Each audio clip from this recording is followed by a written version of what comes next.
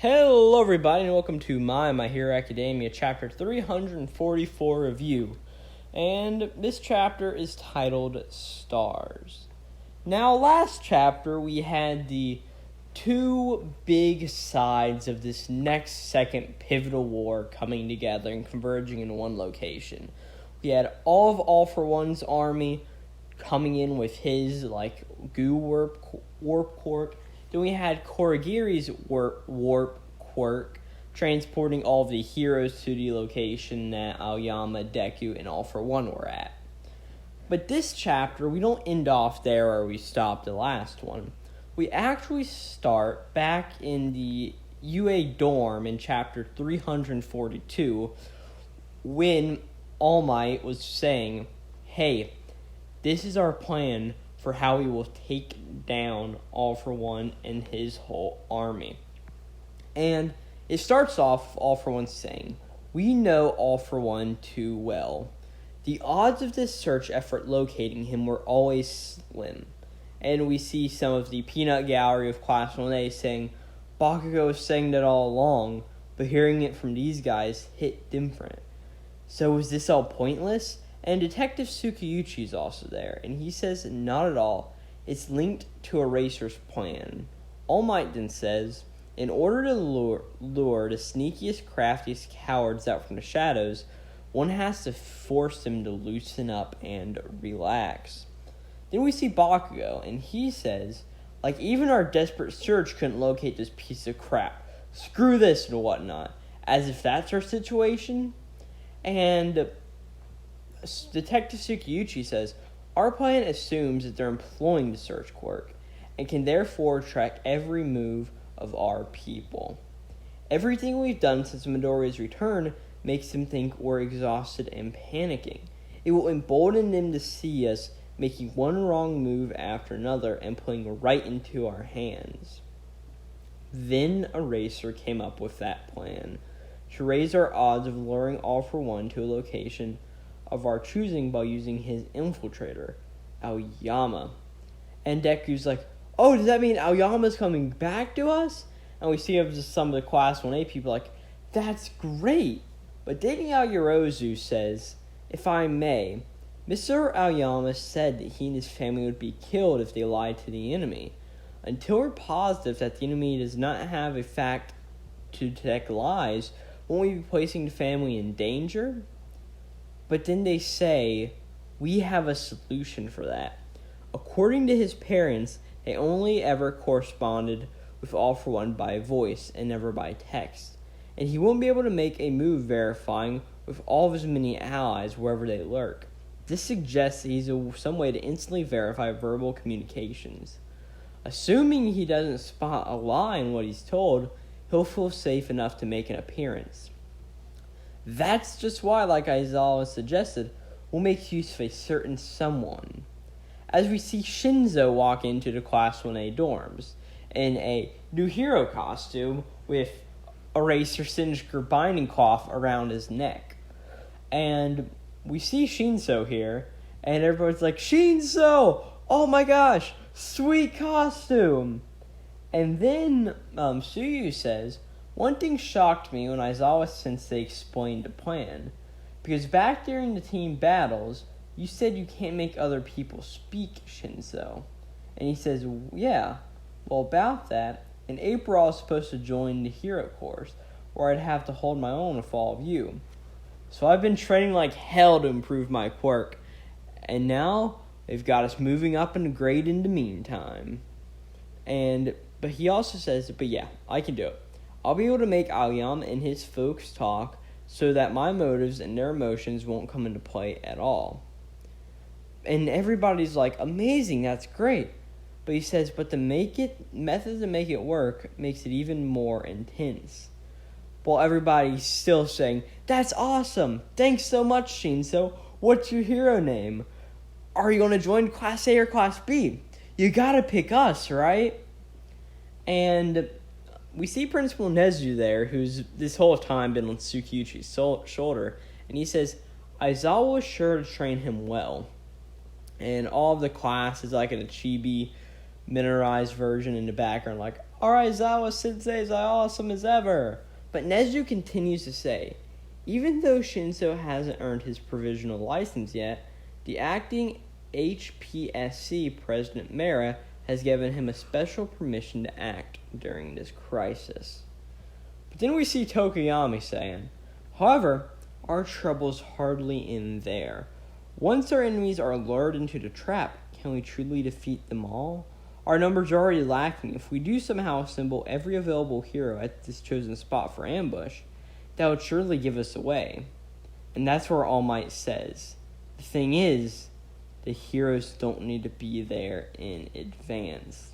As we cut over now to the, I guess it's not Jaku Hospital anymore since that place is destroyed, but they're at some kind of hospital holding place where we see a few characters. We see Aizawa, Vlad King, and most importantly, we see Monoma there. And we see Aizawa saying, this is a special request, straight from All Might and his people. And Vlad King says, you're going to play a key role in all of this. You up for it, Phantom Thief? As we see Monoma just saying, you want me to copy this guy's quirk and master it in just a few days? Where's the punchline? Because I'm not laughing. And Aizawa was like, I'm sorry. I really am. I couldn't get through to him myself. We don't even know if he's more Kurogiri or Shirakumo at this point. Since losing my eye, my erasure is all but useless, meaning I'll be sidelined in the coming battle. They say Jock would have been a total massacre without you there, Eraserhead. Or Monoma said that. I'm sorry. Dialogue bubbles are confusing. But Monoma also says, since I was little, people have said, you'll never be a superhero with that quirk. It's one meant for a supporting role for a bit player. And then we see Vlad King's going Monoma. But he thinks this operation will fail unless everyone plays their part. There's no such thing as a bit player. You have been and always will be a star. As we see in the current timeline, Monoma has mastered this quirk and is ready to use it against them. And he's doing that.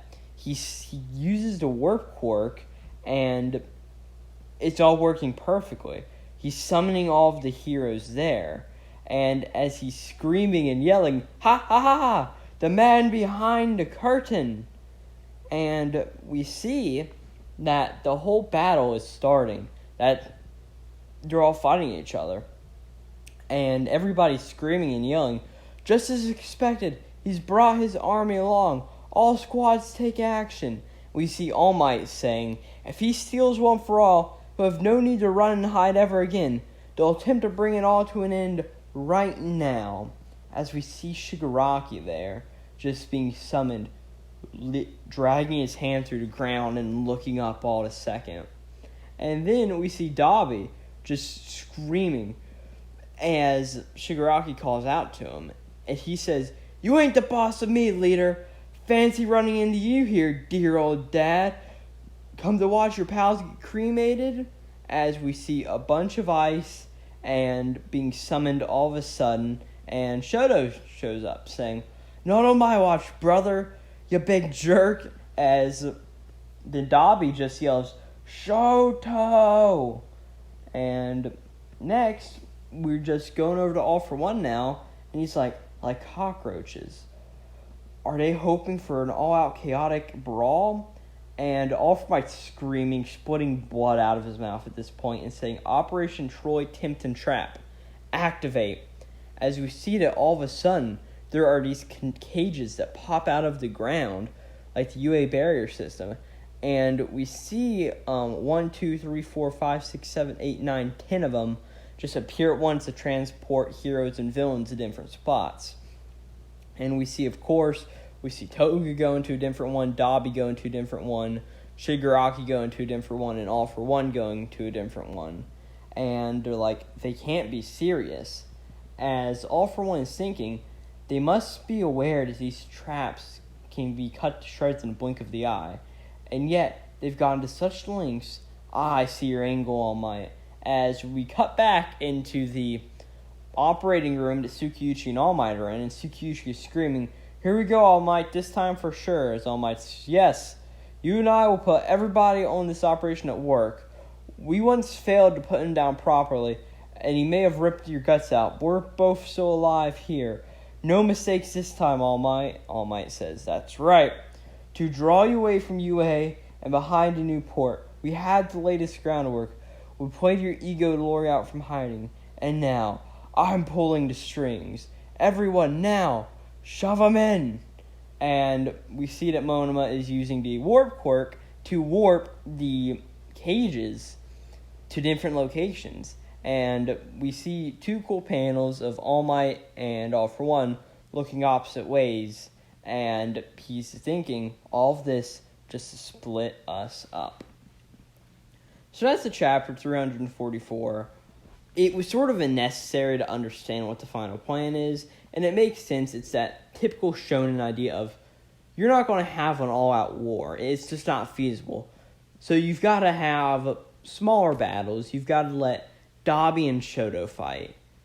You've got to let Deku and Shigaraki fight. You've got to let Ochako and Uraraka and Toga fight. You have to do that. And also seeing that, alright, so the way that it worked was that Shinso mind-controlled people pretty much to speak through their minds to trick Aoyama into getting there. And also, the idea of now Monoma being a star is also a very interesting thing. And sadly, it feels like this will probably be Monoma's last stand, but hey, it's still great anyway. So, thank you for watching. I hope you enjoyed this review. If you got any critiques or anything, put them in the comments down below. And this is going to be Glowplasma231 out.